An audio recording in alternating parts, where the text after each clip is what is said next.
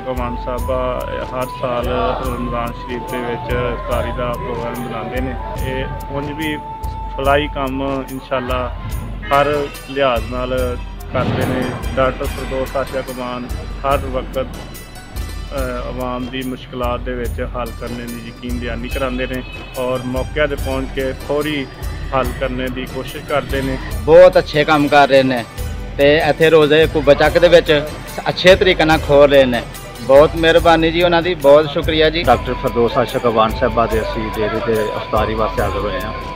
ये सिलसिला डॉक्टर साहबा का अज का नहीं अरसे दराज तो सिलसिला शुरू है। जैसा कि वो हर अमीर गरीब को बुला के रोज़े की अफ्तारी वास्ते जो अपने इस बंदे मदू करते हैं और असी समझने कि बड़ा अच्छा कदम है और अल्लाह ताला ज़ात सानू सब नूं तौफीक देवे ऐसे अमल करने की। हमारे लिए बहुत फ़ख्र और खुशी होती है हमें तो जब डॉक्टर साहब हर साल की तरह इस तरह के अल्लाह ताला की राह में और गरीबों और मस्कीनों की यहाँ अफ्तारी करवाते हैं।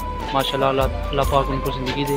ਇਹੋ ਜਿਹਾ लीडर अज तक सानू कोई नहीं लभा जिस तरह की डॉक्टर साहबा इत्थे दुनिया की खिदमत करते हैं ते बड़े खुश हाँ असीं जिन्होंने ਇਹੋ ਜਿਹਾ लीडर लभा।